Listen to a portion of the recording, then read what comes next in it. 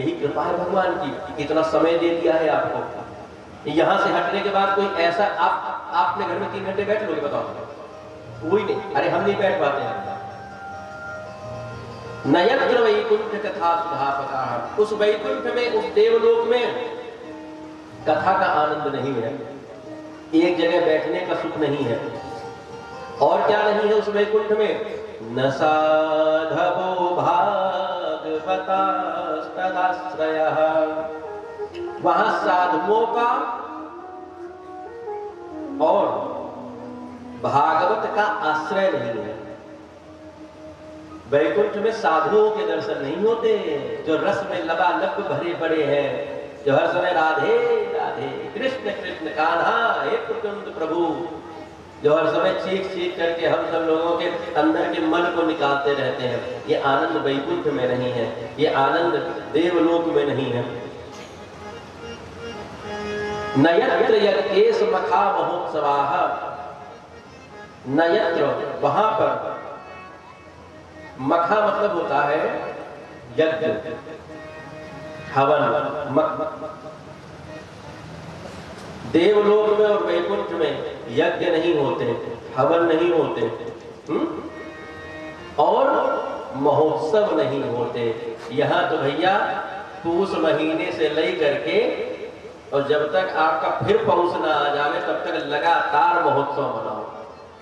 जनवरी में खिचड़ी बनाए लो, फरवरी में बसंत पंचमी बनाए लो, उसके बाद मार्च आई तो भैया फागुन की होली मनाए लो तुम, अप्रैल आया तो तुमने जो है पूर्णिमा में हनुमत जन्मोत्सव मना लिया, नवरात्रि मना ली तुमने, फिर जेठ कुआर भादो तो पूछना ही क्या, आनंद ही आनंद है यहाँ तो हर महीने।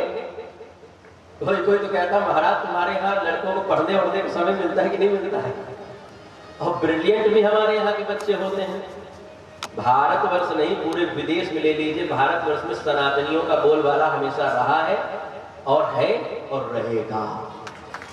कारण क्या है पता है? हमारे यहाँ महोत्सवों के, हमारे यहाँ कोई बोर नहीं होता है, हमारे यहाँ सब भाव विभोर हो जाते हैं। अन्य जगहों पर लोग बोर होते होंगे, कितना मनाओगे, ताजिया मना लोगे, शरीर पीट लोगे, खून निकाल लोगे। हमारे यहाँ आनंद लिया जाता है। जन्माष्टमी मनाई जाती है, होली मनाई जाती है, दीपावली के पहले तो न जाने कितने कितने त्योहार। पहले करवा मनाए लो, फिर उसके बाद तुम फुर्सत तुमको न मिली, तुमको किचन से फिर तुम्हारा वो आ गया, धनतेरस आ गई, फिर नरक चौदस आ गई, फिर दीपावली तो महापर्व है हमारे यहाँ सनातन धर्म का। फिर दीपावली से फुर्सत मिली तो कार्तिक पूर्णिमा में गंगा नहाए लो जा करके। कितना कितना आनंद है। मखा महोत्सवाः,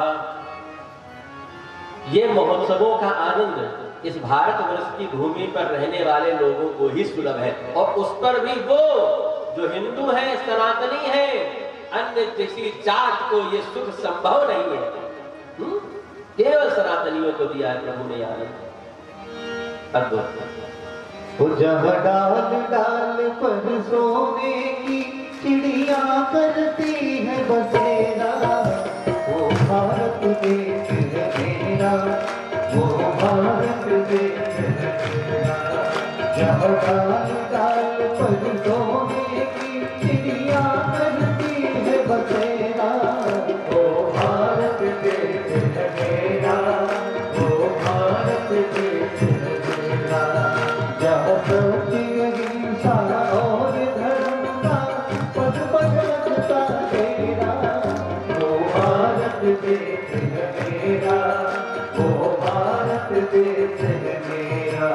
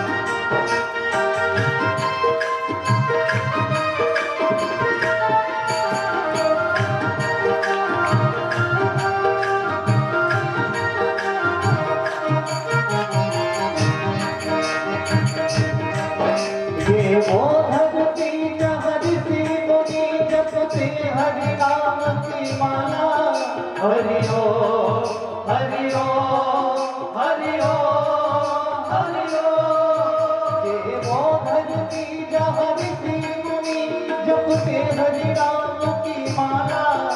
यहाँ हर बालक एक मोहन में और राधा हर एक बाला और राधा हर एक बाला। जहाँ सूरज सबसे पहले आकर डाले अपना डेरा। ओ भारत देश है मेरा, ओ भारत देश है मेरा। जहाँ सत्य अहिंसा और धर्म का पग पग लगता डेरा। ओ भारत देश है मेरा, ओ भारत देश है मेरा।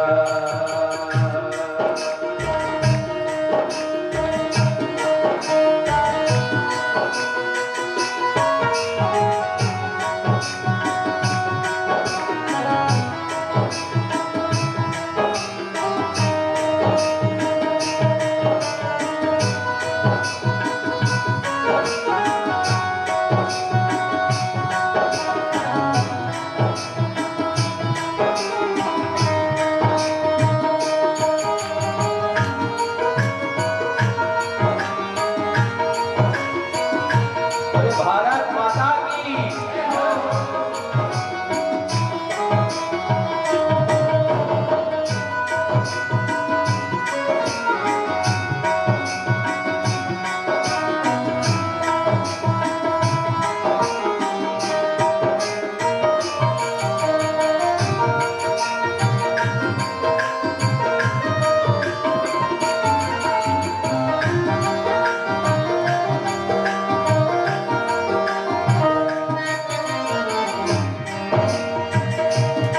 हो जहाँ आसमान से बातें करके मंदिर और शिवालय। हो आसमान से बातें करके मंदिर और शिवालय। हरि ओम हरि ओम हरि ओम हरि ओम। जहाँ आसमान से बातें करके मंदिर और शिवालय। जहाँ किसी नगर में किसी गाँव में कोई न ताला डाले और कोई न डाला डाले। जहाँ प्रेम की बंसी सदा बजाता आए शाम सवेरा। ओ भारत देश है मेरा, ओ भारत देश है मेरा, ओ भारत देश है मेरा, ओ भारत देश है मेरा।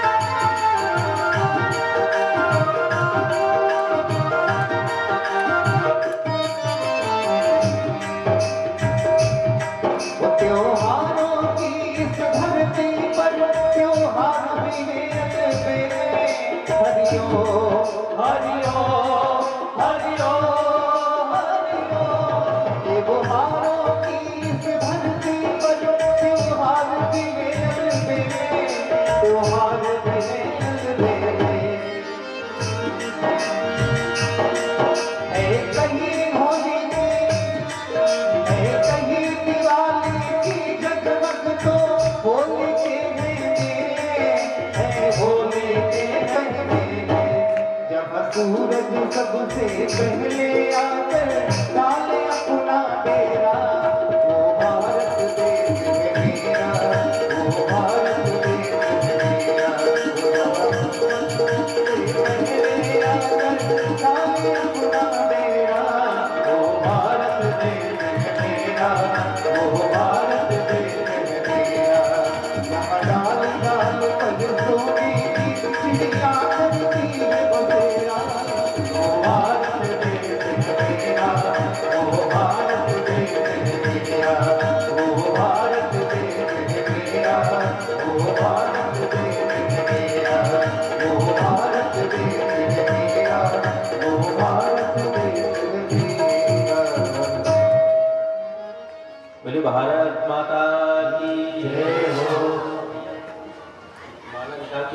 छोटी आगे बैठी है, छोटी, ये माला गले में डाल दीजिए।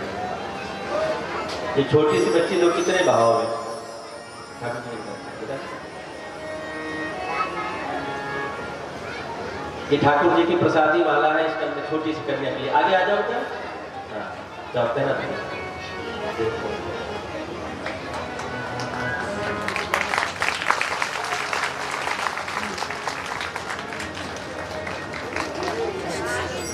सही मायने में ये नवरात्रि है।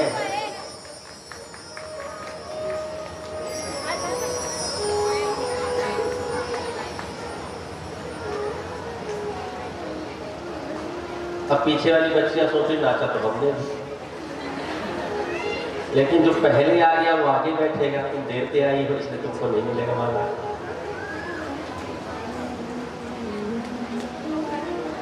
गायन्ति देवा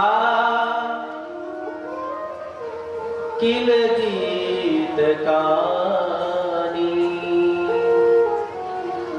धन्यास्तु ये भारत भूमि भागे,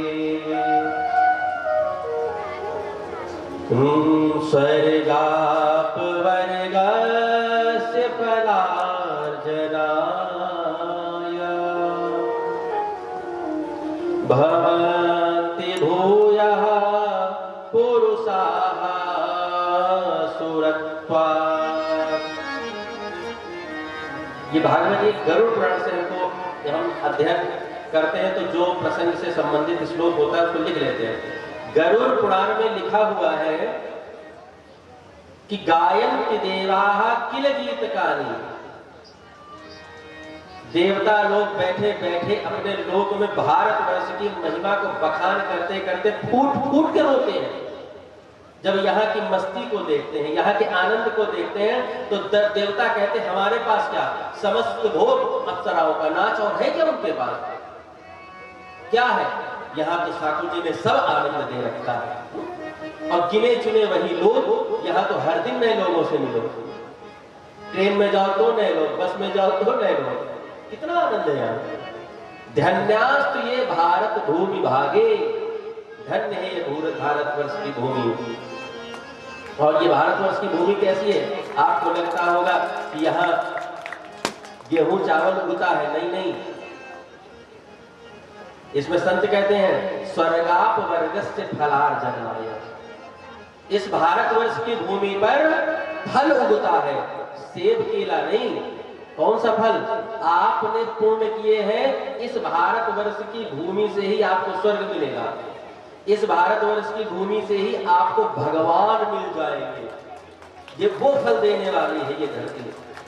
गेहूं चावल और मकान मकान की तो अलग पीछे की बातें हैं, लेकिन ये भारतवर्ष का ये भूमि कौन सा फल देगी आपको? लिखा हुआ है स्वर्गापवर्गस्य, स्वर्ग के ऊपर भी कोई अपवर्ग होता हो, स्वर्गापवर्गस्य, उस लोक की प्राप्ति इस गांव टीकर में रहने वाला व्यक्ति भी प्राप्त कर सकता है। ये वो भूमि है ना। हम लोग क्यों दुखी होते हैं, क्यों परेशान होते हैं? मत हो, अपने फल को यही अर्जित कर सकते हैं, इसी घर में बैठे बैठे। टीकर से यदि आप बाहर खाखर वाला भी नहीं गए, कभी जीवन में आमेट भी नहीं गए, तो भी यहीं से आपको सकल सुख न मिल जाए तो कहिएगा, इसी घर से, इसी गांव से। तो भैया कितनी महिमा कहें भारतवर्ष की, सौभाग्य है हम लोगों का कि हम लोग ऐसी दिव्य भूमि पर विराजमान होकर के जिसकी चर्चा देवता करते हैं वो काम कर रहे हैं।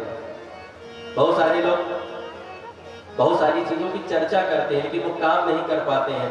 देवता जिसकी चर्चा करते हैं वो काम कर रहे हैं बैठे बैठे। कितना सौभाग्य है। नरकों का वर्णन किया, 28 प्रकार के नरक हैं। अब हमको लगा इतनी बढ़िया बात करने के बाद क्या नरक फरक की चर्चा करें तुम लोगों से। तो भैया ये जान लो 28 प्रकार के नरक है। जो व्यक्ति गलत कर्म करेगा, गलत आचरण का अनुसंधान करेगा, ऐसा व्यक्ति नरक जाएगा। जो अच्छे कर्म करेगा, अब आप कहोगे अच्छा और बुरा क्या है, तो ये हमको संत बताएंगे, सद्गुरु बताएंगे और शास्त्र बताएंगे। ठीक है, आप शास्त्रों का अनुसंधान कीजिए, संतों का अनुसंधान कीजिए, अपने सद्गुरु के चरणों में बैठ करके पूछिए मेरे लिए लाभप्रद क्या है। वो आपको बताएंगे। तो भैया उससे नर्क जाने से बच जाओगे। इसी चर्चा के साथ यह स्कंद में मैं विश्राम करता हूँ। षष्ठम स्कंद में एक भजन करने वाला एक महात्मा था, गृहस्थ में रहता था, भगवान के लिए फूल चुन करके बगीचे से आ रहा था और उसकी आंखों से उसके कानों से पाप प्रविष्ट हो गया और एक वेश्या को वो अपने घर ले आकर के उसको पत्नी बना दिया। पहली पत्नी को उसने धक्के मार के घर से बाहर निकाल दिया। अब ये तो पाप नहीं, ये महाघोरतम पाप है। सदाचारिणी पत्नी को घर से निकाल करके वेश्या को पत्नी का स्थान दिया। धीरे धीरे उससे 9 संतानें हो गई। भगवान ने मन में सोचा कि इसका जीवन तो बर्बाद हो जाएगा, अब मैं करूं तो क्या करूं, अब इसके मृत्यु का समय निकट आ रहा है। तब भगवान ने, पता है बातें बच्चे बात मत करो तुम लोग, है ना, अभी तुम लोगों को सब बात करवाएंगे, अभी नहीं बोलो, शांत रहो। इनकी जो मैडम है उनको शांत करवा दो थोड़ा बच्चों को। तो भगवान क्या कहते हैं, हाँ, किसी समय आपने यदि कोई भजन किया हुआ है शुरुआत में और किसी कुसंग के चलते आपका समय खराब आ गया है, तो भरोसा रखना वो पूर्व काल में किया हुआ भजन भी आपके काम आ जाएगा। अजामिल की घटना से हमको ये सीखने को मिलता है। षष्ठ स्कंद का पहले अध्याय, पहले से तीसरे अध्याय तक अजामिलोपाख्यान की चर्चा है। अजामिल नाम का व्यक्ति, उसने 25 वर्ष तक अपने जीवन में खूब अखंड भजन किया, 26 वर्ष तक किया, लेकिन जैसे ही वो 27वें वर्ष के पड़ाव में पहुंचा, उसने वेश्या को पत्नी बनाया और गलत आचरणों का उसने अनुसंधान करना प्रारंभ कर दिया। जब उसका 80 वर्ष वाला जीवन आया, एकदम अंतिम, तब भगवान को लगा कि अगर इसकी दुर्दशा हो गई, भगवान को भी तो अपनी इज्जत की बड़ी रहती है, तो लोग यही कहेंगे इतना बढ़िया भजन आनंदी, इसका कल्याण न कर पाए। तब भगवान ने पता है क्या किया, अपने प्राण प्यारे संतों को इसके घर भेज दिया। और वो कहाँ जा रहे थे, अयोध्या से वृंदावन की यात्रा कर रहे थे। जगह कौन सी है जहां पर अजामिल रहता था, कन्नौज, कानपुर, आपने नाम सुना होगा। कानपुर से जब दिल्ली जाइए तो उसमें 80 किलोमीटर आगे चलने के बाद कन्नौज नाम की जगह आती है, उसको कान की कुब्ज कहते हैं। तो वहां पर वो अजामिल रहता था। तो जब पहले के समय में यही वृंदावन जाने का रास्ता अयोध्या से हुआ करता था, तो जब संत पैदल टोली करते हुए रात जहां पर उनको गांव दिखता तो वहीं रुक जाते थे। तो संत वहीं आप करके वहीं पर रुक गए। कम से 25-30 संत थे। अब जो दुष्ट व्यक्ति होता है, जिसकी भावनाएं अच्छी नहीं होती, वो संतों को देख करके कांप जाता है, क्योंकि अंदर तो कलयुग बैठा है, अंदर पाप बैठा है। तो अच्छा व्यक्ति उसको अच्छा लगेगा तो कैसे लगेगा भाई, ठीक है। तो अजामिल को जैसे ही पता चला कि हमारे गांव में संत आए हैं, वो भाग गया अपने घर से, कहा जब ये चले जाएंगे तब आएंगे। वो टाका मारने चला गया। उसकी जो पत्नी थी वो घर पे थी। अच्छा, गांव वाले भी कम नहीं होते हैं, गांव वाले भी एक से एक होते हैं। साधुओं ने पूछा कि किसी बढ़िया साधक का घर बताओ जहां पूजा पाठ होती हो। तो गांव वालों ने कहा आज अजामिल को फंसा देते। कह रहे महाराज, हमारे गांव का सबसे बढ़िया भजन करने वाला यदि कोई है तो अजामिल है। गांव तो गांव है, कहे सबसे अच्छा जो भजन करते हैं अजामिल है। अच्छा, कितना नाम जप करता है वो? कहे बड़े गुरु जी क्या बात कर रहे हैं, सवेरे ब्रह्म मुहूर्त में उठ जाता है और रात में जब तक सोता नहीं तब तक नाम ही जप करता है। बस इसी के घर हम लोग डेरा डालेंगे। कहाँ है इसका घर? तो बताए, कहे महाराज सीधे निकल जाओ, आगे से दाहिना रास्ता आएगा, वहां नीम का पेड़ लगा होगा, उससे बाएं चले जाना, एक हैंडपंप मिलेगा, वहां पर जो है 2-4 कुत्ते लूट रहे होंगे। वो कहे साधु के घर के बाहर कुत्ता? कहे आप जाइए सब ठीक हो जाएगा, आप जाइए। अच्छा, कहे चलो भाई ठीक है। वो भैया आगे गए, दाहिने मुड़े, नीम का पेड़ मिला, बाएं मुड़े, हैंडपंप मिला, आगे देखा तो बड़ा चबूतरा था, 2-4 कुत्ते लौट रहे थे वहां। तो आपस में साधुओं ने बात करी कि हो ना हो या अजामिल का घर ही होगा। तो साधुओं ने सहमति जब बताई कि हाँ यही हजामिल का घर है। अब वो जय श्री राम साधु बोले, हाँ भी बोलो कोई नुकसान है।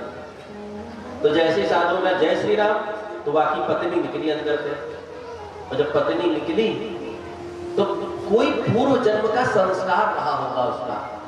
जैसे ही उसने साधुओं को देखा उसकी आंखों से आंसू निकल आए और वो फूट करके रोने लगी और दंडवत प्रणाम किया उसने। तो साधुओं ने कहा नहीं नहीं देखो बहन ऐसा है क्या, ये स्त्रियां दंडवत प्रणाम करें तो अपराध लगता है, धरती उसका भार नहीं सह पाती है। उठो उठो क्या बात है, क्यों रो रही हो? कहे पता नहीं क्यों आप लोगों को देख करके बस रोने का मन हुआ। तो साधुओं ने कहा कि दो ही स्थितियों में आदमी अचानक रोता है, या तो वो जब बहुत प्रसन्न हो जाता है या तो जब वो बहुत दुखी होता है तब किसी सामने वाले व्यक्ति को देख के अचानक रोता है। अब ये बताओ कि तुम सुखी हो कि दुखी हो? तो अजामिल की पत्नी सोचने लगी कि मैं क्या बताऊं कि मैं सुखी हूं कि दुखी हूं। तो अजामिल की पत्नी कहती है साधुओं से, कहे गुरुजी सुख इस बात का है कि मेरे जैसे पापी के यहां आपके चरण पड़े हैं। सुख इस बात का है और दुख इस बात का है कि आपकी मैं कोई सेवा नहीं कर सकूंगी। कहे भैया क्यों नहीं कर पाओगे मतलब?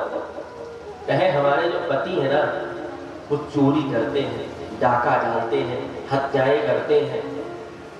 हमारे यहाँ का आप पानी भी पी लोगे ना तो आपका भजन रुक जाएगा, आपके मन में भी मलिनता आ जाएगी, हम लोग इतने मलिन लोग हैं।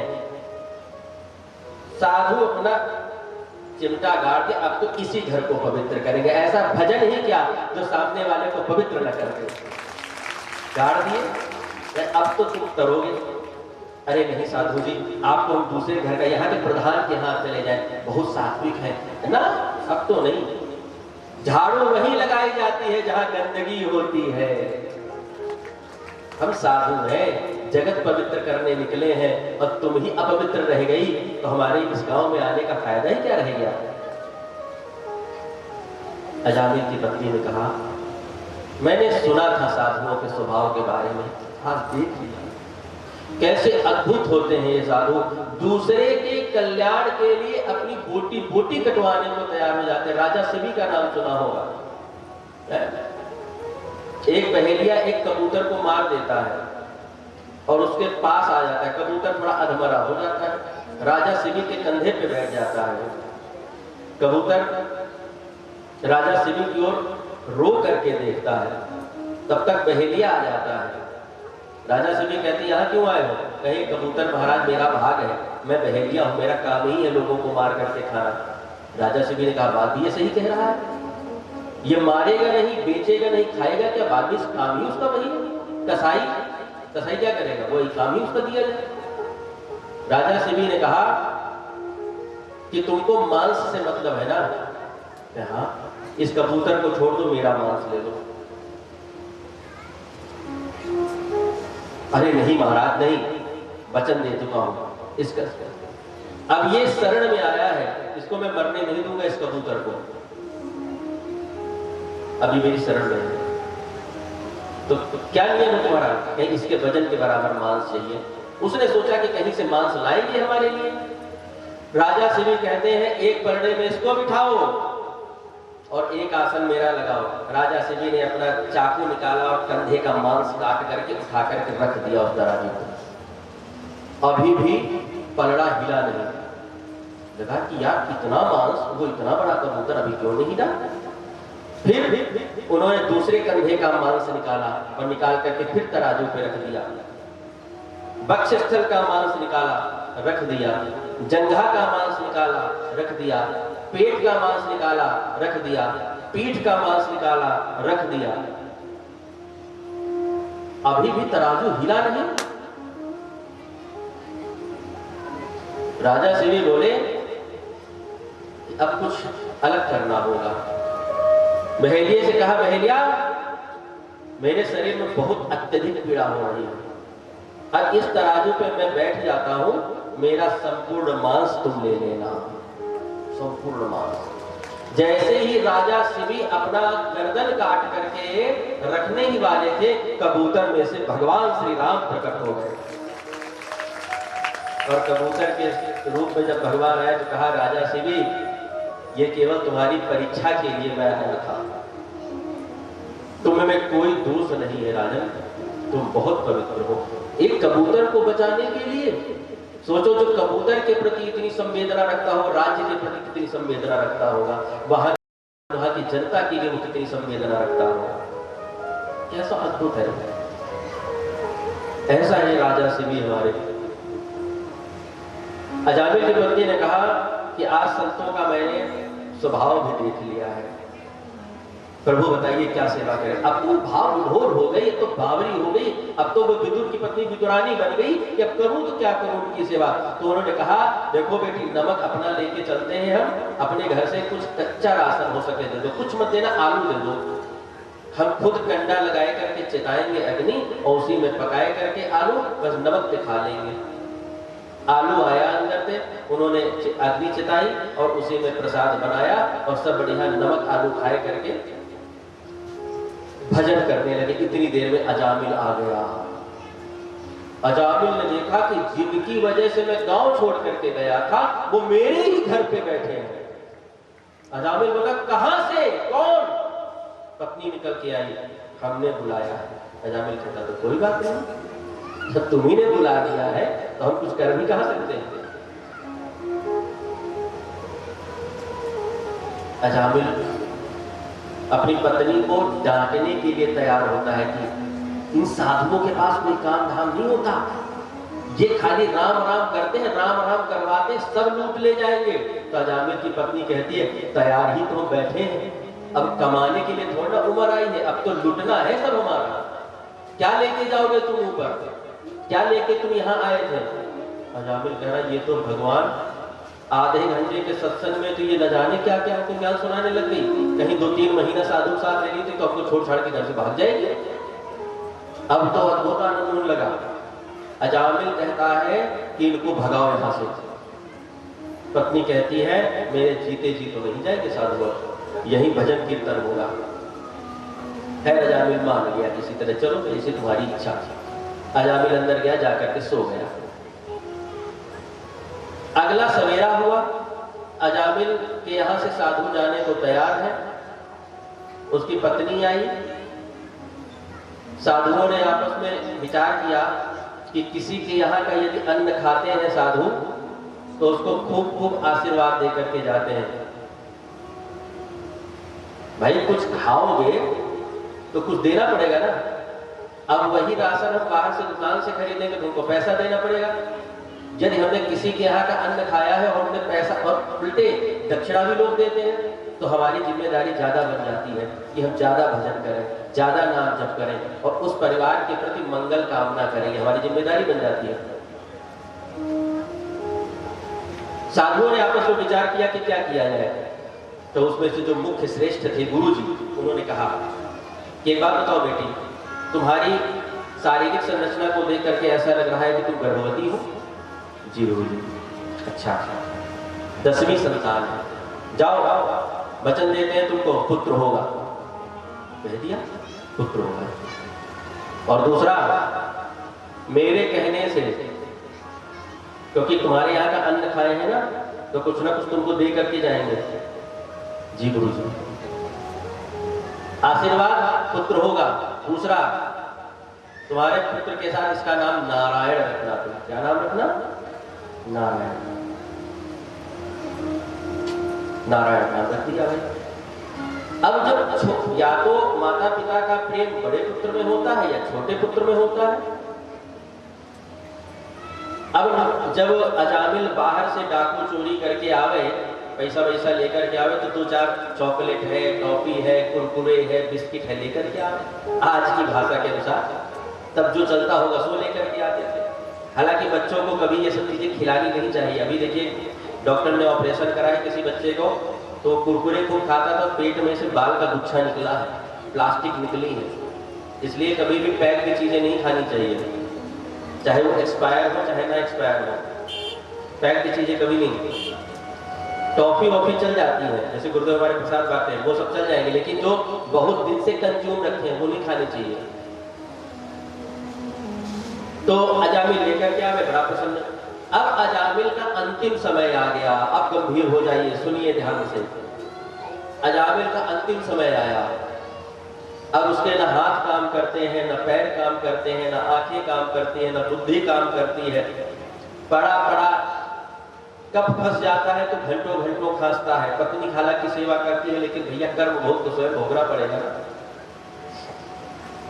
पत्नी सेवा करती है, लेकिन कितनी ही करेगी। उसके पास और भी 9-9, 10-10 छोटा बच्चा है, 9 बच्चे और है उसके पास, वो उन बच्चों की सेवा करेगी, पति की सेवा करे। एक ये समस्या उसके सामने आई। अब बड़ी विचित्र स्थिति, अब तो उसको लकवा मार गया, अब उसका पैर भी नहीं उठता, उसको शौच इत्यादि कर्म भी उसकी पत्नी करवाती है, बोल नहीं पा रहा है। ऐसा कर्म किस काम का?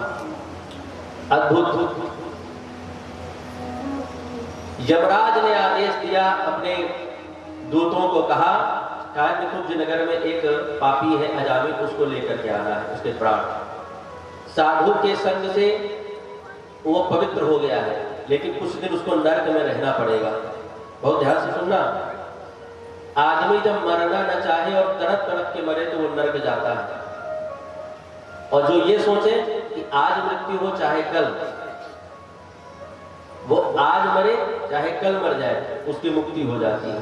इसलिए हमेशा इतना साहस अपने मन में बना के रखिए, और इस साहस को यदि कोई रुकावट पैदा करता है तो हमारा मोह जो हमारे परिवार के प्रति है, इस मोह को खत्म करने के लिए कथाएं ये सब बना हुआ है, नहीं तो फिर फंसते रहोगे इस संसार में। ये एक फिजिक्स है, इसकी जैसे फिजिक्स में न्यूमेरिकल्स होते हैं, इसको समझना पड़ेगा हम लोगों को कि आखिर ये फंडा क्या है मृत्यु का, मृत्यु बाद क्या होता है, ये चीज समझनी होगी हम लोगों को।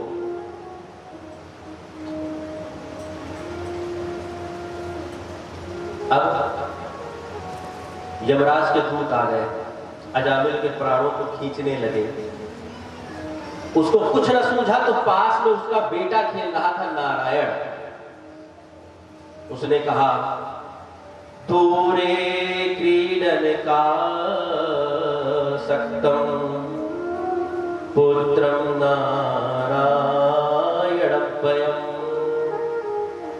प्लावितेन स्वरेणोच्चैः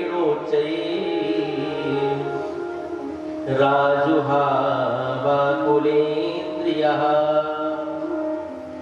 दूरे क्रीडन का सक्तम पुत्रम नारायणव्ययम। थोड़ी दूरी पर उसका पुत्र खेल रहा था जिसका नाम था नारायण, नारायणव्ययम प्लावितेन स्वरेणोच्चैः, बड़े ऊंचे स्वर से उसने चिल्लाया नारायण। अब पुत्र तो बहुत छोटा है, अब वो क्या जाने नारायण कौन है, राम कौन है, उसको तो पता, वो अपने खिलौने से खेल रहा था। जैसे ही कहा नारायण, भगवान के दूत प्रकट हो गए। इसी कलयुग की घटना, भगवत दूत प्रकट हो गए, और भगवान के दूत प्रकट हो करके यमराज के दूतों का हाथ पकड़ के मरो हो दिया। बड़ी ताकतवर है। यहाँ क्यों आए हो? मेरे मालिक हैं, उनका नाम है यमराज, उन्होंने अजामिल के प्राणों को लेकर के आने को कहा था, अब नहीं ले जा सकोगे। क्यों? क्योंकि उसने मृत्यु के समय नारायण नाम उच्चारित किया है। कहे ये कौन है भैया? कहे ये हमारे मालिक है। तो कहे अब ये बताओ, तुम्हारे मालिक ज्यादा ताकतवर है कि हमारे मालिक? कहे यहाँ पर हमारे और तुम्हारे वाली बात नहीं है, इस सकल सृष्टि के मालिक यदि कोई है तो नारायण है। कहे हम नहीं मानते। कहे जाओ पहले यमराज जी से पूछ के आओ, और यहीं पर हम बैठे हैं, हमारा फोन नंबर लिए जाओ, फोन करना। अब यमदूत गए यमराज जी के पास। यमराज बोले लिया है नारायण के प्राण, तो अजामिल के प्राण? तो कहे महाराज बस करिए, तमाचे खा के आए हैं, गाल लाल है, देखिए। महाराज किसकी हिम्मत है जो यमराज के दूतों को मारे, नाम बताओ उसका। उन्होंने कहा नारायण। कहे बस कोई बात नहीं, बैठो बैठो। कहे महाराज आपके चेहरे का रंग क्यों उड़ गया? इससे पहले तो आप तलवार लेकर के तैयार हो गए, भैंस पे बैठने को तैयार हो गए थे, चलो मारेंगे चल के उसको। और जैसे ही नारायण नाम सुना आप दुबक के बैठ गए। आखिर ये है कौन नारायण? तो कहा इस संसार के नियंता, ब्रह्मांड नायक, सृजन करता, पालन करता, संहार करता, हमको बनाने वाले, तुमको बनाने वाले, इस हवा को बनाने वाले, इस सूर्य को, इस चंद्र को, इस पृथ्वी को, इस आकाश को, सकल ब्रह्मांड को जो बनाने वाले हो वही नारायण है। कहे प्रभु इससे पहले हमको क्यों नहीं बताया आपने? कहे बता देते तो हमारी पूजा में करते। आजकल तो ये समस्या था, सबसे बड़ी समस्या थी अपने पुजवाने के चक्कर में हम भगवान किसे जोड़ते नहीं लोगों को।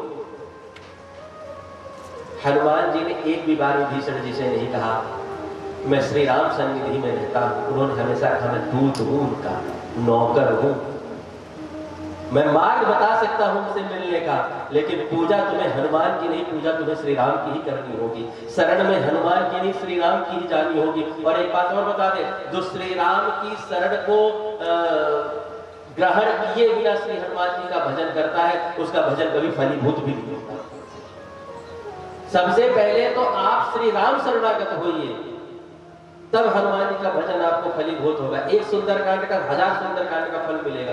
ये श्री राम शरणागत ही नहीं हुए तो श्री हनुमान जी भी कहेंगे रे तुम गाते हो सुंदरकांड, क्या फर्क पड़ रहा हमको, सुनेंगे नहीं तुम्हारी। अद्भुत।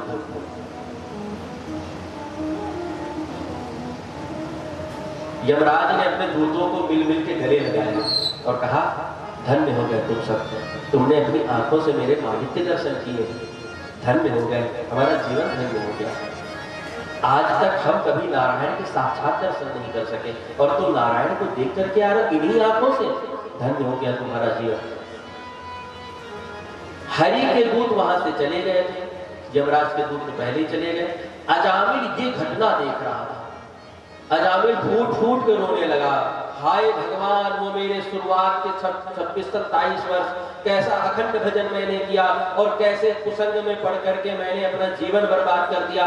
उस भजन के प्रभाव से कि ठाकुर जी ने कृपा करी, मैं तो नर्क का अधिकारी हूँ, यदि नर्क से ऊपर भी कोई चीज होती है तो मुझे वहां जाना चाहिए, लेकिन मेरे प्रभु ने मुझ पर कितना कृपा करी, मुझे नर्क न भेज करके हरि के दूतों को भेज करके मेरे प्राणों की, मेरी आत्मा की रक्षा करी है। संकल्प कर लिया अजामिल ने कि अब जितना जीवन मेरा बचा है केवल भगवान का नाम लूंगा बस। जैसे ही उसने ये संकल्प लिया, वो जहां लकवा मारा हुआ तो उठ के बैठ गया अजामिल, तुरंत स्वस्थ हो गया। जब आपके मन में ये संकल्प उठता है कि मैं भजन करूंगा, भगवान आपको एक बार मौका देते, चल बेटा तुझे स्वस्थ करता हूं मैं, और फिर तुमने गड़बड़ी करी तो प्रभु फिर स्थिति में कर देते हैं। अजामिल उठ करके बैठ गया। पत्नी आई, अरे प्रभु आप? वो कुछ नहीं बोला अपनी पत्नी से, बच्चों की तरफ नहीं देखा, और उसने जो पुराने समय पे जो माला झोली उसने फफूंदी लग गई थी, उसने अपनी माला झोली उठाई और उठा के चलता बना। पत्नी पूछी कहाँ? कुछ नहीं बोला, और हरिद्वार की भूमि आया, गंगा जी में स्नान किया, बद्रीनाथ नारायण को भगवान को प्रणाम किया और कहा हे मेरे चार भुजानाथ, अब तुम्हें प्राप्त करने के लिए मैं एक बार फिर से भजन के रण में उतरता हूँ। और भगवान का उसे अखंड भजन किया और हरिद्वार में भगवान का विमान अजामिल को लेकर के चला गया। बोले भक्त और भगवान की जय। अपत अजामिल गज गनिकाओ, अपत अजामिल गज गनिकाओ, भय मुकुट धरि नाम प्रभाओ, भय मुकुट धरि नाम प्रभाओ।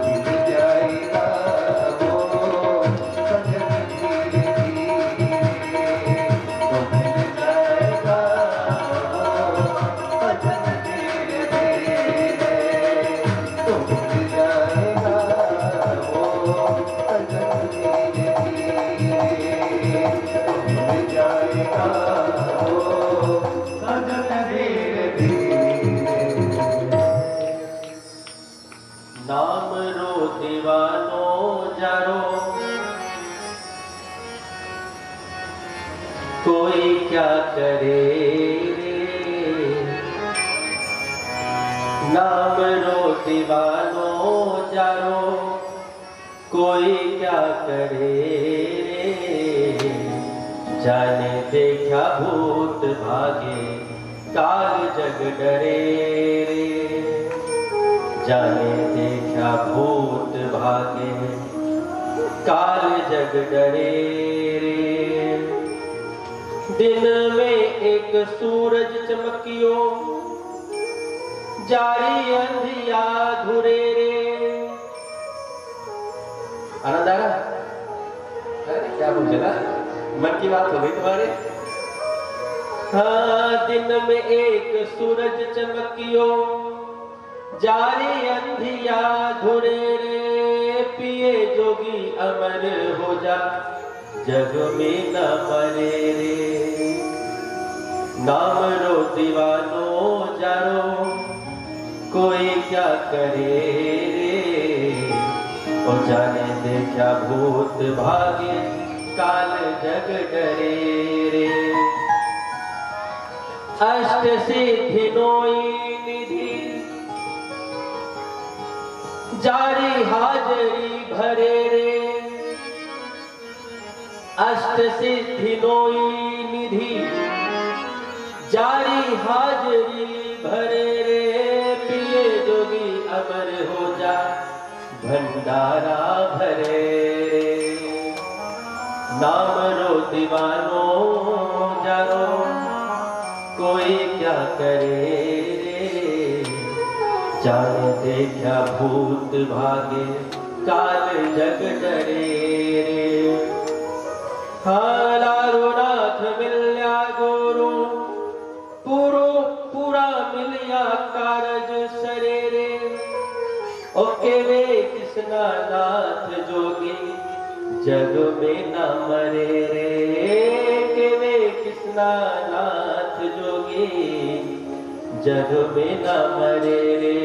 नाम रो दीवानो जारो कोई क्या करे रे। जाने देखा भूत भागे काल जग डरे। नारायण का नाम लोगे तो काल भी डरेगा तुमसे भैया। और यही बात कह रहे हैं यमराज जी भागवत जी की। ये तो मेवाड़ी भाषा थी, अब संस्कृत में सुनिए। जेह ज्ञान भक्ति भगवत गुण नाम ध्येयो,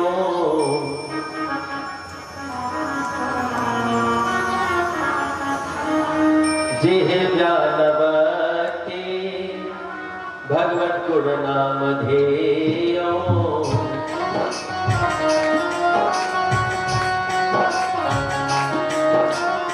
चेतना स्मरति तच्चरणारविन्दम्,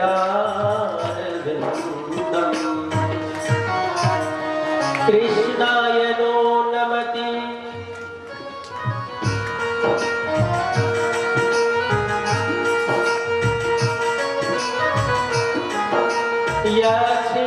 यक्षिरेकदापि ताननयाध्वा मसको प्रीत, ताननयाध्वा मसतो प्रीत, विष्णु प्रीत्या विष्णु प्रीत्या।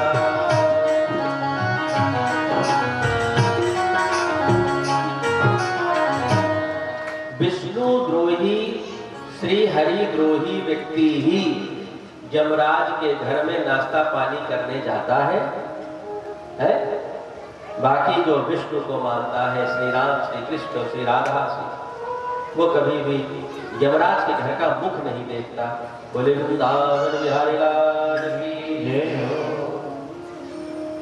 इस तरह से अजामिलोपाख्यान की भी चर्चा श्री सुखदेव जी ने राजा परीक्षित को सुनाई। अब तो राजा परीक्षित का मन सीधे केवल कृष्ण चरणों में ही लगा जा रहा, दिन ब दिन। कश्यप जी की 13 पत्नियों का वर्णन है, दिति अदिति का वर्णन। अब दिति जो है उनसे दैत्य हुए हैं और अदिति से जितने देवता हुए वो अदिति से हुए हैं। ये आप जान लीजिए, पिता एक है, माताएं 2 हैं। कहने का मतलब देवता और दैत्य दोनों भाई भाई हैं, अलग नहीं है। ये दोनों भाई भाई हैं। बृहस्पति जी को अनदेखा कर दिया एक बार इंद्र ने। देखिए रामचरितमानस में आपने उत्तरकांड में पढ़ा हो कि यदि आप साधन भजन कर रहे हैं और कोई व्यक्ति आ जाए तो कोई फर्क नहीं पड़ता, लेकिन आपके सद्गुरुदेव भगवान आ जाए तो आसन को प्रणाम करके उठ जाना चाहिए और उनको प्रणाम कर लेना चाहिए। ये रामचरितमानस कहती है। भागवत जी में भी वही वर्णन आया। तभी वो काकभुसुंडी जी वाली घटना आती है। फिर बृहस्पति जी आए और इंद्र ने उनको अनदेखा कर दिया। उन्होंने कहा कि अच्छा खासा नृत्य चल रहा, हम कहाँ ढोल लगने लगे और गुरु जी तो आते जाते रहते हैं। गुरु जी मन की बात जान गए कि चेला उड़ रहा है, अब हमको यहाँ से उड़ जाना चाहिए तो ज्यादा ठीक रहेगा। तो इंद्र के मन की बात जान करके बृहस्पति जी अंतर्धान हो गए। जैसे ही शुक्राचार्य जी को यह पता चला कि देवता गुरु से विहीन हो गए हैं, उन्होंने सेना तैयार करवाई और कहा जाओ आक्रमण कर दो स्वर्ग पर। इस समय बृहस्पति जी है नहीं, बात समझना मेरी। उस व्यक्ति का पतन शीघ्र हो जाता है जो व्यक्ति गुरु से हीन होता है, संत से हीन होता है। शुक्राचार्य जी ने कहा कि इंद्र से नाराज हो गए हैं बृहस्पति जी और इंद्रलोक छोड़ करके वो चले गए हैं। अब इंद्र को देख रेख के लिए कोई है नहीं इनके पास, हे दैत्यो आक्रमण कर दो। अब देवता मारे मारे भटक रहे हैं। अब देवता अपना स्वर्गलोक छोड़ करके भाग गए। अब स्वर्ग पर दैत्यों का अधिकार हो गया। सारे देवता भगवान नारायण के पास पहुंचे। नारायण से कहा कि प्रभु गलती हो गई, हमारे गुरुदेव को बुला दीजिए। तो कहा कि गुरुदेव को क्यों बुला दें, जब आए थे तो तुमने उनको अनदेखा कर दिया था, तुमने उनको दंडवत नहीं प्रणाम किया। संत को देख करके अनदेखा करोगे तो राज्य संपत्ति से तो जाओगे ही जाओगे तुम। कहे जाओ अब गुरुदेव को हम अभी नहीं बुलाएंगे, वो अपनी साधना में व्यस्त है, मस्त है, बाद में उनको मना लेना, मान जाएंगे। गुरु संत ये सब दयावान होते हैं। मानो अभी एक काम करो, चले जाओ विश्वरूप के पास, उनसे याचना करो। विश्वरूप के 3 सिर थे, उनसे याचना करी, वो गुरु बनने के लिए तैयार हो गए। अपने साम्राज्य को दोबारा पाने के लिए इंद्र से उन्होंने अनुष्ठान करवाया, लेकिन कोई गलती हो गई गुरुदेव से। वो देवताओं दैत्यों के संबंधी हैं, तो उनके लिए भी आहुति डालते थे वो। इंद्र को जब ये पता चला कि यज्ञ तो कर रहे हैं देवताओं के लिए, लेकिन आहुति डाल रहे हैं वो दैत्यों के लिए, तो उन्होंने अपनी तलवार निकाली और गुरुदेव का सिर काट दिया। ठीक, विश्वरूप का सिर कटा। तो एक सिर से पपीहा जो पक्षी होता है उसका जन्म हुआ, दूसरे सिर से गौरैया का जन्म हुआ, और तीसरा जो सिर था उससे तीतर का जन्म हुआ, जो तीतर पक्षी होता है उसका जन्म हुआ। गुरु हत्या का दोष लग गया इंद्र को। सभी लोग ध्यान से सुनिए, इधर देखिए।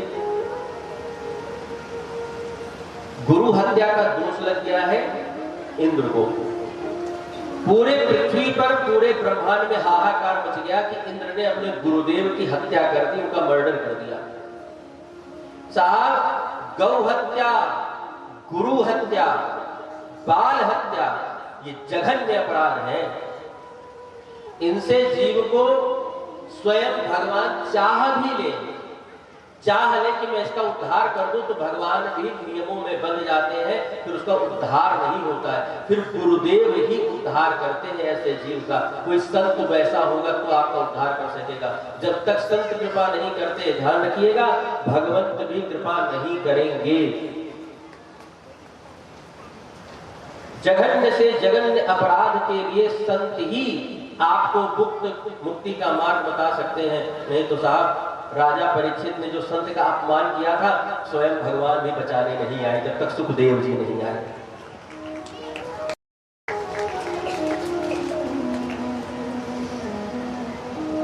अब ध्यान से सुनना। कश्यप ऋषि के माध्यम से यज्ञ हुआ। अच्छा, मैं बता रहा था कि इंद्र को गुरु हत्या का दोष लगा। ये 4 जगह विभाजित हुआ। 4 जगह कहां? 4 लोग समझ आए कि भाई गुरु हत्या का दोष हम अपने ऊपर ले लेंगे, लेकिन देवराज इंद्र को मुक्त कर दो। 4 लोग कौन? पहले पृथ्वी आई, दूसरे पे वृक्ष आए, तीसरे पे स्त्रियां आई, जल आया। अब सुनिए, भारतवर्ष में माताओं बहनों का इसीलिए इतना सम्मान है कि उन्होंने देवलोक को सुरक्षित किया है। नहीं, इंद्र को जो गुरु हत्या लगी थी उसमें चौथा कोई भी व्यक्ति नहीं सामने आ रहा था। तब स्त्रियों ने कहा जो देना चाहो दे दो भैया, हम लेते हैं इसको अपने ऊपर। तब माताएं बहनें, आप कभी देखिए गृहस्थी में पुरुष परेशान हो जाता है, लेकिन कभी कभी बड़े साहस के साथ, बड़ी बचत के साथ, बड़ी व्यवस्था के साथ स्त्रियां घर को मैनेज कर ले जाती हैं। पुरुष नहीं कर पाते। और बहुत सारे कार्य ऐसे होते हैं जो स्त्रियां मैनेज कर सकती हैं, पुरुष मैनेज ही नहीं कर सकते होते।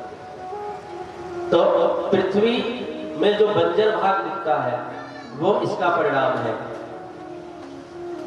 तो लाभ क्या हुआ कि उस पर खेती नहीं होगी, तो उस पर चलो भाई मकान ही बना लो, ये लाभ हो गया। दूसरा, वृक्षों में जो गोंद निकलता है, वो गोंद ही गुरु हत्या के दोष के कारण आया, वृक्षों ने लिया। तो नुकसान ये हुआ कि गोंद रिश्ता रहता है। तो लाभ क्या हुआ? वो गोंद पुरुषों के लिए, जीवों के लिए ताकत का काम करता है। स्त्रियां, अब पहले जल की बात करें। जल में जो काई जम जाती है वो इसका दोष है। तो इस काई जमने से लाभ क्या हुआ कि भाई चलो कमल ही उग जाएंगे यहाँ से। सावन में शंकर जी को केशवनाथ को जल के साथ कमल भी चढ़ा देंगे। कीचड़ जम जाता है, नहीं तो सारा जल तो ये मनुष्य ही पी जाए। अगर समुद्र का जल खारा न होता तो मैं सच बता रहा हूं, ये मानो इस समुद्र को भी न छोड़ते। विकास विकास विकास के चक्कर में सब बर्बाद कर देते। और चौथे में स्त्रियां आई। स्त्रियों में आया किस रूप में? वह दोष गुरु हत्या का मासिक धर्म के रूप में। तो बोला भैया नुकसान इससे ये होगा कि शरीर में बहुत दर्द होगा उन दिनों, समस्या होगी। लाभ क्या होगा इससे? कहीं इससे लाभ होगा, संतानोत्पत्ति में ये लाभप्रद होगा। इसके अनुसार दिनों की गणना हो जाएगी और जब इसके अनुसार गर्भाधान होगा तो संतान की उत्पत्ति का कारक बनेगा। ये चार लोग ही उस गुरु हत्या को अपने ऊपर सिर पे लिए बैठे हैं। इतनी बड़ी जो सृष्टि दिख रही है उसका दोष ये है, लेकिन लाभ ये है कि मानव प्रजाति आगे बढ़ रही है, ये लाभ है इसका। तो त्वष्टा मुनि द्वारा यज्ञ किया गया तो वृत्तासुर का उसमें से पदार्पण हुआ। इंद्र और वृत्तासुर में युद्ध हुआ, इंद्र ने उसकी हत्या कर दी। एक साल में नारायण कवच के माध्यम से रक्षित होकर के, और वृत्तासुर का वध हुआ। वृत्तासुर की कथा एक ऐसी है जो भागवत जी की प्रामाणिकता को सिद्ध करती है। बोले वृंदावन बिहारी लाल की जय हो। अश्वमेध यज्ञ और नाम संकीर्तन का महत्व बताया, वृत्तासुर का पूर्व चरित्र का वर्णन किया। सप्तम स्कंद में प्रवेश करें तो सप्तम स्कंद में श्री प्रहलाद जी की दिव्य चर्चा है। बहुत ध्यान से सुनिए। प्रहलाद जी की चर्चा में सबसे मुख्य बात आती है कि जो हिरण्याक्ष नाम का जो दैत्य था, उसी का बड़े भाई का नाम है हिरण्यकश्यपु। जब से हिरण्याक्ष का वध वाराह भगवान ने कर दिया, अर्थात विष्णु भगवान ने कर दिया, तब से हिरण्यकश्यपु भगवान विष्णु से द्रोह मानने लगा। वो सोचता है कि कैसे न कैसे मैं इनको खत्म कर दूं, इसके साम्राज्य को खत्म कर दूं। और भगवान ने अलग लीला रच दी। हिरण्यकश्यपु की पत्नी का नाम है कयाधु। कयाधु के गर्भ से भगवत भक्त का ही जन्म करा दिया। बोले वृंदावन बिहारी लाल की, कोयटेश्वर नाथ महादेव की। हिरण्यकश्यपु और कयाधु के माध्यम से 4 पुत्र और 1 पुत्री का आगमन हुआ। 4 पुत्र कौन कौन से? सहलाद, अनुहलाद, हलाद और प्रहलाद, जिसमें से हिरण्यकश्यपु के सबसे छोटे पुत्र का नाम है प्रहलाद। और इनकी एक बहन है, उसका नाम है सिंघिका, और सिंघिका का विवाह हुआ है विप्रचित्ती के साथ, और विप्रचित्ती और सिंघिका से राहु का जन्म हुआ है। अब आप समझिएगा, तो राहु भांजे हैं और प्रहलाद जी मामा हैं। तो जो व्यक्ति प्रहलाद जी का स्मरण करता है भगवान के सामने, उसके ग्रह में कभी राहु गड़बड़ नहीं कर सकता। और नहीं तो साहब, राहु केतु ने तो चंद्रमा और सूर्य को भी नहीं छोड़ा, तो हम तो कहाँ किस खेत की मूली है? तो भैया प्रहलाद जी का थोड़ा बहुत कीर्तन कर लो। वो किस नाम का गायन करते थे? प्रहलाद जी की स्मृति कर लो, तो राहु जो हमारे ग्रह में जो हमको समस्या प्रदान कर रहा है हमारी कुंडली में, वो थोड़ा सा डाउन हो जाएगा। फिर बढ़े, फिर प्रहलाद जी का नाम ले लो, उससे बताओ कि तुम्हारे जो मामा जी है ना, वो हमारे भगवान के सरीखे मानते हैं उनको। तो क्या कि जब मामा जी की बात है तो चलो तुमको छोड़ देते हैं, ये राहु कह देगा। प्रहलाद जी को हिरण्यकश्यपु ने दानवी विद्या सिखाने के लिए गुरुकुल भेजा, लेकिन वहां भी जाकर के वो नारायण नारायण का गायन करते हैं। थोड़ी देर हम लोग भी नारायण नाम का गायन करें प्रहलाद जी के साथ, ठीक है? अब देखो, जो व्यक्ति प्रहलाद जी के साथ होगा वो नारायण गाएगा ताली बजा के, और जो हिरण्यकश्यपु वाला होगा वो ना ताली बजाएगा और ना गाएगा। तो ये डिसाइड आप लोगों को करना है, और देख हम रहे हैं। नारायण नारायण श्रीमन्नारायण नारायण नारायण नारायण नारायण श्रीमन्नारायण नारायण नारायण नारायण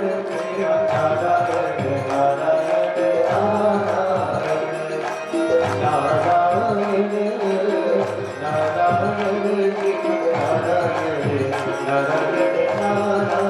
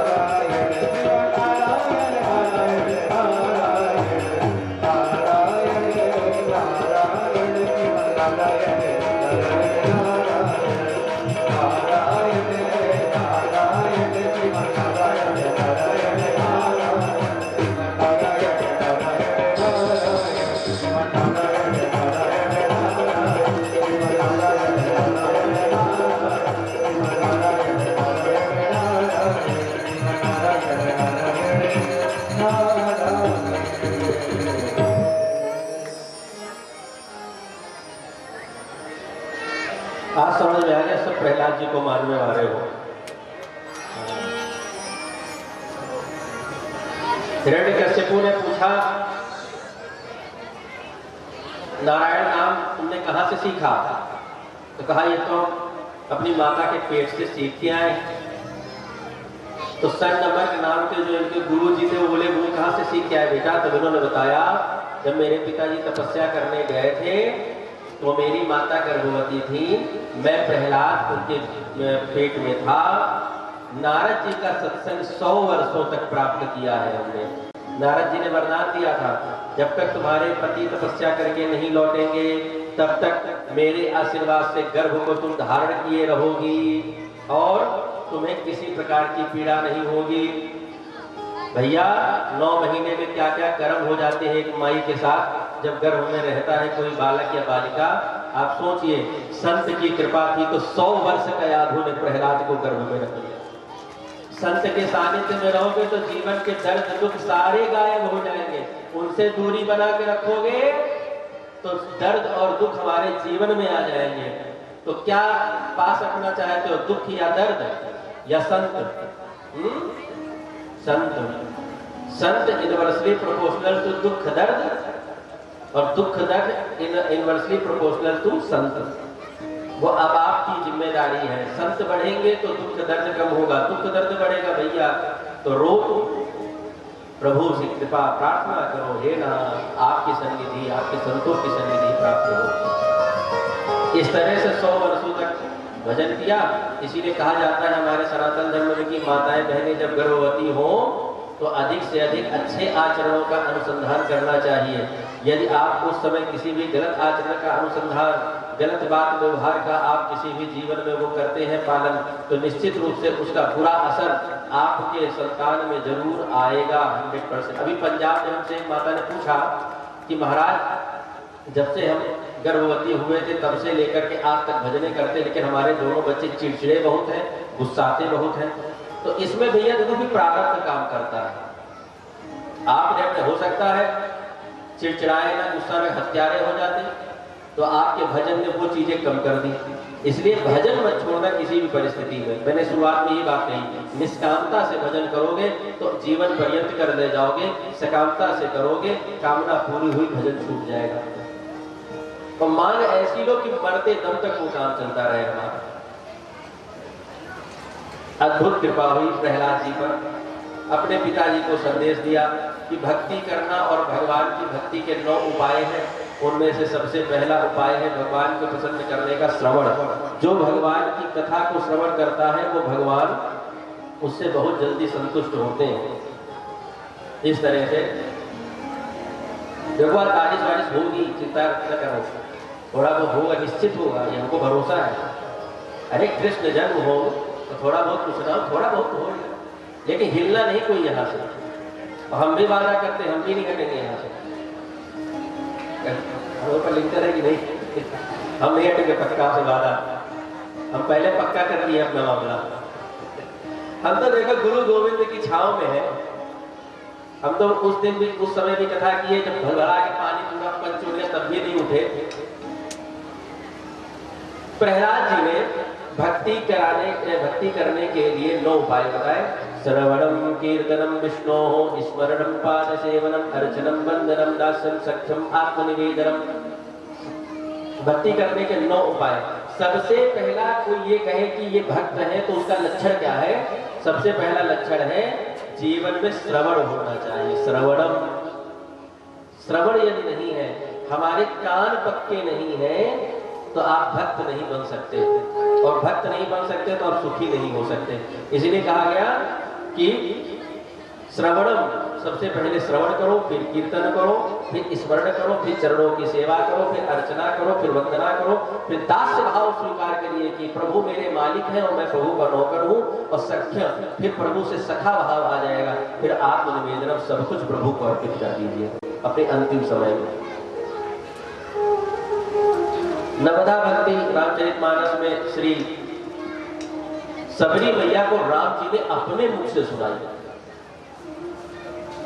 प्रथम भगति संतन कर संगा, दूसरी रति मनो कथा प्रसंगा, गुरुपद पंकज सेवा, तीसरी भक्ति अमान, चौथी भक्ति मम गुण गई, कपट गई कपट तजिगान, मंत्र जाप मम दृढ़ विश्वासा पंचम भजन सुवेद प्रकाशा छठदम शील विरत बहु कर्म निरत निरंतर सज्जन धर्म सातम सम मोहिमय जग रेखा मोटे संत अधिक करि देखा आठम जथा लाभ संतोषा सफल नहीं देखै पर दोषा नवम सरल सर्व सन चल हीना मम भरोस ही हर्ष न दीना नव मोह देखो जिन के होय नारी पुरुष सचराचर कोय सोई अतिशय प्रिय भामिनी मोरे सकल प्रकार भगत दृढ़ तोरे जोग वृंद दुर्लभ गति जोई तो कहु आज सुलभ भई सोई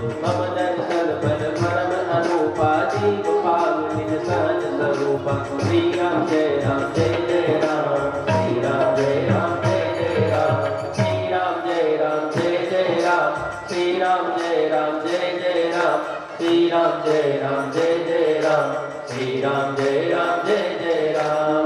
ये 9 प्रकार की भक्ति श्री रामचंद्र जी ने सबरी मैया को सुनाई। वही 9 प्रकार की भक्ति श्री प्रहलाद जी पिता के सामने सुना रहे हैं। अब बहुत ध्यान से सुनना। अब दिन आया है फागुन महीने की पूर्णिमा का दिन। होलिका नाम की हिरण्यकश्यपु की बहन है, प्रहलाद की बुआ है। कहा भैया मेले का आयोजन कर दो, टेंशन मत लो। हमको ब्रह्मा जी ने एक ऐसी साड़ी दी है कि जिसको पहनकर अग्नि में बैठ जाए तो अग्नि हमको जलाएगी नहीं। अब मेले का आयोजन करो, प्रहलाद को हम अग्नि में लेकर के बैठ जाएंगे, प्रहलाद जल जाएगा, हम बच जाएंगे, बस आपकी चिंता सब समाधान हो जाएगा। मेले का आयोजन किया गया। होलिका अग्नि में बैठी और प्रहलाद नाम के प्रभाव से बच गए और जिसको वरदान प्राप्त था वो बुआ धुआं हो गई। कहने का मतलब कि भैया चाहे तुम जितने वरदानी हो, चाहे जितने ताकतवर हो, जितने सामर्थ्यशाली, तुम कितने पैसे वाले हो, लेकिन अगर भक्त का अपमान कर दिया, संत का अपमान कर दिया तो निश्चित रूप से तुम्हारा जीवन में नुकसान ही होगा। हमारे साथ फतेह सिंह जी बैठे हुए हैं। कल इन्होंने एक बहुत बढ़िया बात हमको बताई। हम काफी बार इसको सोचे। ये मकान बनने का जो पूरा ठेका इनके हाथ में रहता है, इन्होंने अपने लेबरों से कहा जो काम कर रहे हैं कहीं पर कि 12 से 3 बहुत अच्छी कथा चल रही है, तुम लोग कहाँ कथा सुनोगे, और तुम लोग के पास ना समय है ना कुछ वैसा है और कमाने खाने में ही परेशान रहते हो, तो ऐसा करो कि जो कथा चल रही है कथा सुनने आ जाना। तो लेबरों ने थोड़ा मुंह बनाया होगा तो इन्होंने ये भी कहा कि तुम्हारी दिन भर की जो दिहाड़ी लगती है उसको भी मैं नहीं काटूंगा, आप ताली बजाओ उनके लिए। फतेह सिंह जी ने कहा कि जो तुम्हारी दिहाड़ी बनती है दिन भर का 400-500 जो भी तुमको देते हैं हम, तुमको दिहाड़ी भी तुमको हम देंगे, लेकिन कथा सुनने आ जाना। ज्यादा से ज्यादा 12:30-1 तक तो आ ही जाना, और उनमें से एक तो नहीं आए। आप इसका मतलब समझ रहे हैं? तुलसी पिछले पाप ते हरि चर्चा न सुहाए। कैसे? जैसे ज्वर के ताप से भोजन की रुचि जाए। जैसे बहुत बुखार हो तो भोजन नहीं अच्छा लगता, वैसे ही कपारे पर बहुत पाप चढ़े हो तो कथा नहीं अच्छी लगती। अब उनको पैसा भी मिल रहा है, वो मालिक कितना दयावान है उस पर, दिहाड़ी भी नहीं काट रहा, फिर भी वो लेबर नहीं आ पाए। अब आप अंदाजा लगा सकते हैं, ये कथा सुनना हर किसी के बस की बात नहीं है। ये बहुत बड़ी प्रभु की कृपा हुई है तो हमको टीकर में कथा मिल रही है, बहुत बड़ी कृपा। और श्रोता ज्यादा धन्य है, वक्ता को तो मौका मिल जाता है, कहीं भी बैठ जाएगा वो कथा ही गाएगा। हम तो कहीं भी बैठे, हम तो अपने घरों में बैठ कथा सुनाते हैं, अपने घर में हमको तो मिल जाएगा, लेकिन जो श्रोता है, आप लोग हैं जो इधर उधर रह रहे हैं, उनको जिनको कभी नहीं प्राप्त, उन पर विशेष कृपा होती है ठाकुर जी की। बोले वृंदावन बिहारी लाल की। तो फागुन की पूर्णिमा के दिन बुआ धुआं हो गई तो उसी को होली का उत्सव मान लिया गया। बोले फागुन पूर्णिमा की। जैसे इस बार 4 मार्च सन 2026 को होली है, तो उस दिन प्रहलाद जी का नाम गायन जरूर करिएगा, नारायण नाम गायन करिएगा। खाली रंग खेलवे के बाद बनवे वाली नाई है। और आजकल तो ये बड़ी स्थिति खराब हो गई। होली वाले दिन आदमी सोचता है कि शराब न पिए और भांग न पिए और ये अफीम चरस न करे तो होली नहीं। हम अरे भैया कैसी कैसी मूर्ता में लोग जी रहे हैं, कितना बड़ा नुकसान। प्रहलाद जी ने भक्ति का महापर्व बनाया है होली को। अरे होली का मतलब ही होता है होली, मैं श्री कृष्ण की होली हो गई, ये होली का मतलब। और आप कैसे कैसे लोग बनाते हैं इसको। अब यहाँ का हमको पता नहीं, लेकिन बहुत सारी जगहों पर ऐसा नहीं होता है, तो वो अपराध है, वो गलत होगा। उस दिन भगवान के नाम का गायन, जो गांवों में फाग की परंपरा हुई है, वो नाम गायन की परंपरा है। प्रहलाद जी के पदों को गाया जाता है, उसमें फाग तक चलता है, ऊपर से लंग डालती हैं स्त्रियां। अब फागुन पूर्णिमा के बाद, फागुन के बाद कौन सा महीना आता है? चैत्र। फागुन के बाद आया चैत्र का महीना। प्रहलाद जी भजन करते गए करते गए करते गए करते गए, और चैत्र के बाद आई वैशाख का मास, और वैशाख के मास की आई चतुर्दशी तिथि। और कौन सी चतुर्दशी? कृष्ण पक्ष बीतने के बाद जो शुक्ल पक्ष आता है, वैशाख मास की चतुर्दशी शुक्ल पक्ष की आई है। और आज श्री प्रहलाद जी महाराज को हिरण्यकश्यप को बड़ी यातना देता है, बहुत बहुत मारने का प्रयास करने के बाद कहता है तेरा भगवान कहाँ है? तो प्रहलाद कहते हैं, आप पूछते हैं कहाँ है, और मैं कहता हूँ कहाँ नहीं है, अर्थात तो सब जगह है। इस खंभे में है, तो कहा हाँ इस खंभे में मुझे तो दिख रहा है प्रभु, आपको पिताजी नहीं दिख रहा है क्या? तो आंखों का इलाज करवाइए, मोतियाबिंद हो गया है आपको। अरे मुझसे उल्टा सीधा बोलता है। रस्सी लिया, प्रहलाद को खंभे से बांध दिया हिरण्यकश्यप ने। अपनी चंद्रहास तलवार लेकर के प्रहलाद को जैसे ही मारने आया, वैशाख मास के शुक्ल पक्ष की चतुर्दशी को नरसिंह भगवान का प्राकट्य हो गया।